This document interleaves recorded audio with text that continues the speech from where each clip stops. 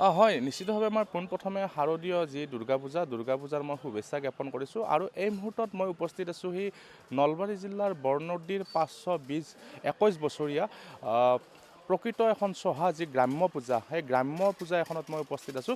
মই পোনপ্ৰথমে দেখুৱাই লৈছোঁ এইখন মুখ্য দুৱাৰ, আৰু এইটোৱে হৈছে বৰনদীৰ এই পূজাভাগ। জনপ্ৰবাদ অনুসৰি এই পূজাশালাখনতে প্ৰায় 600ৰ পৰা 700 বছৰ পূৰ্বে ইয়াতে নৰবলি দিয়া হৈছিলে।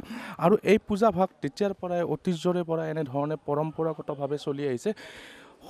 ইয়াতে স্থানীয় যিসকল লোক আছে সেই লোকসকলৰ লগত কথা পাতিম, কমিটিৰ লোক আছে তেওঁলোকৰ লগতো কথা পাতিম। কিন্তু এই মুহূৰ্তত মই যি মন্দিৰ আছে, মূল মণ্ডপটোৰ ভিতৰৰ মই পৰিৱেশ দেখুৱাইছোঁ। স্থায়ী মণ্ডপ হয়, ইয়াতে কোনো প্ৰতিমাৰ পূজা নহয়, কলগছত পূজা কৰা হয়।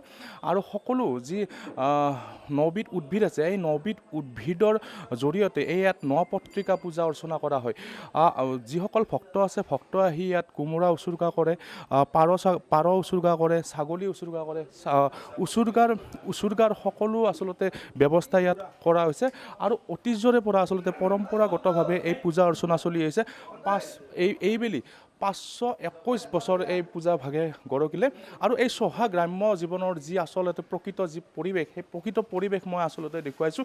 এই মুহূৰ্তত যদিও ভক্তৰ সমাগম নাই, কিন্তু ৰাতিপুৱাৰ ভাগতে হওক বা সন্ধিয়াৰ ভাগতে হওক ইয়াতে যথেষ্ট ভক্তৰ সমাগম দেখিবলৈ পোৱা যায়।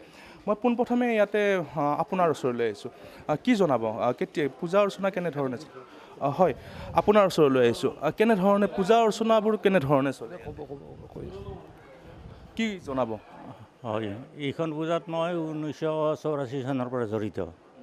1 বছৰ বিধিপাঠ কৰিছিলোঁ, তাৰপিছৰ পৰা এইবাৰ পূজা কৰি আছোঁ। কিন্তু বাকী পূজা যিমানবিলাক দেখা গৈছে তাতকৈ এই মন্দিৰত ব্যতিক্ৰম আছে। ইয়াত ধৰক পূজা কৰোঁতে আমি গম পাম যে বাহিৰত খুব হৈ হাল্লা বা বহুত মানুহৰ সমাগম অনুমান হয়, কিন্তু পিছদি যদি চোৱা যায় তাত কোনো মানুহ নাই। আৰু ইয়াত যোনে যি মানস কৰে, আমি সেইবিলাক মানুহৰ পৰাই গম পাইছোঁ, প্ৰত্যেকৰে মনৰ কামনা পূৰ্ণ হৈ আছে আজিলৈ। আৰু ভগৱতীক কাৰোবাৰ কিবা দৰকাৰ হ'লে নিদিওঁ বুলিও মনে যদি ভাবি থাকে, কিন্তু তেওঁ সেই বস্তুটো আদায় কৰিয়ে থাকে। আৰু কোনোবাই উপযাচি দিলেও তেওঁ হয়তো গ্ৰহণ নকৰে। এই যিটো মন্দিৰ আছে, এই মন্দিৰটোত আপোনালোকে পূজা পাঠ কৰা কিমানমান লোক জড়িত হৈ আছে? আমি ইয়াত আমাৰ ফালৰ পৰা 6জন আছোঁ। 6জন আছে। আপোনালোকো ইয়াৰে কমিটি ইয়াৰে নেকি, মন্দিৰৰে নেকি? অকণমান আগুৱাই আহিব লাগে, কিছু কথা সুধিম, অকণমান আগুৱাই আহক। কি জনাব, আপুনি কি জনাব? আমিতো এই মই আপোনাৰ ওচৰলৈ আহিছোঁ, আপুনি কি জনাব? মই এই মন্দিৰত আজি 13 বছৰ কাম কৰিলোঁ। এই 13 বছৰত মই কিছু মাহিত্য দেখা পাইছোঁ, সেইখিনিয়ে। 521 বছৰ হ'ল।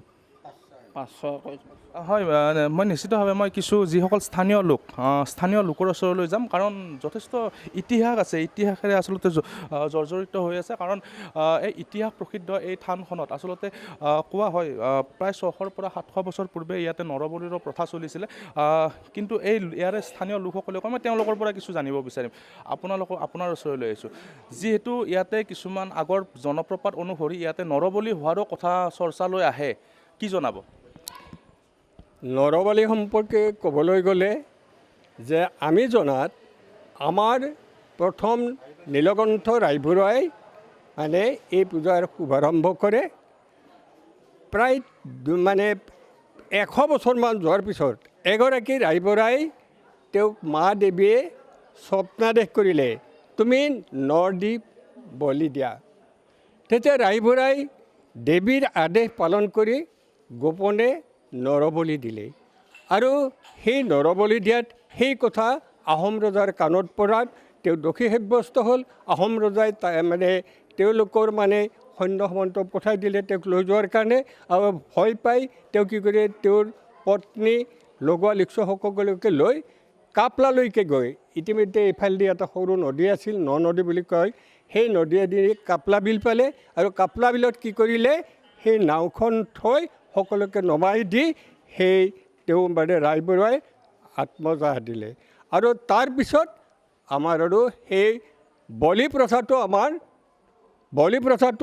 নোহোৱা হ'ল। কিন্তু বলি প্ৰথাটো নোহোৱা হ'ল যদিও আমাৰ উছৰ্গা পদ্ধতি চলি থাকিল। আৰু ইয়ালৈকে এই পূজাখন আহিবৰ প্ৰায় 3.5 বছৰমান হ'ব। ইয়াৰ পৰা 40টাৰ উত্তৰে প্ৰথম সেই দেৱীৰ মন্দিৰ আছিল, সেইখিনিক আজি সৰু পুখুৰী বুলি জনা যায়। আৰু তাতে বহুত ধৰণৰ মানে আমাৰ তাৰে পৰাই বহুত লোকপ্ৰবাদ আমাৰ মাজলৈ আহিছে। তাতে শালখনো আমাৰ মানুহে দেখিছিলে। নৰবলি সম্পৰ্কে মোৰ এইখিনিয়ে ক'বলগীয়া। এনেধৰণৰ ঘটনা আছিলে কিছুমান নৰবলি সম্পৰ্কে আমি অৱগত কৰিলোঁ। ভক্ত আছে, এগৰাকী ভক্তৰ ওচৰলৈ আহিছোঁ, আপোনাৰ ওচৰলৈ আহিছে কেনেধৰণৰ? নমস্কাৰ, খুবেই ভাল লাগে। শৈশৱৰে পৰা আহিছোঁ এই পূজাখনত। দেৱীৰ মাহাত্ম্য আছে বহুত, ইয়াতে মানে সিদ্ধপীঠ হৈ গৈছে। বহু মানুহে আহি ইয়াতে মানে দেৱীৰ আশীষ পায়। আৰু আমি সৰু কালিৰে পৰা ইয়াতে প্ৰথম পূজাৰ সাজযোৰ পিন্ধি ইয়ালৈ ঢাপলি মেলিছিলোঁ। আৰু সৌভাগ্যক্ৰমে মই এই গাঁৱৰে বোৱাৰীও হ'লোঁ, সেইকাৰণে মই ইয়াত মাৰ আশীষ ল'বলৈ প্ৰতি বছৰে আহোঁ। আজিও এইবেলি আহিছোঁ। আজি মোৰ এইখন 6 নম্বৰ পূজা।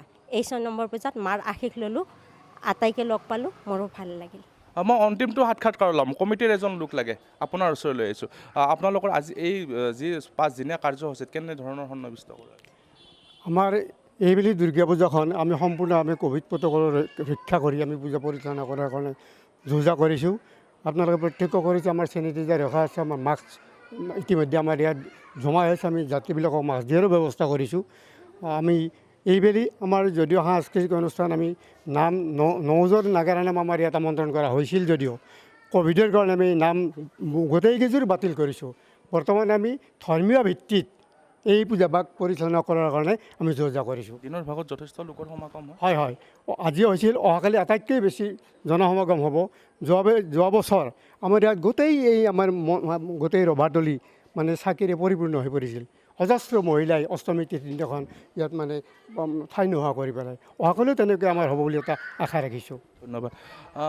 এয়া আছিলে বৰনদীৰ যি ইতিহাস প্ৰসিদ্ধ যি বৰনদীৰ যি পূজাভাগ, এই পূজাভাগ আজি 521টা বছৰ অতিক্ৰম কৰিলে।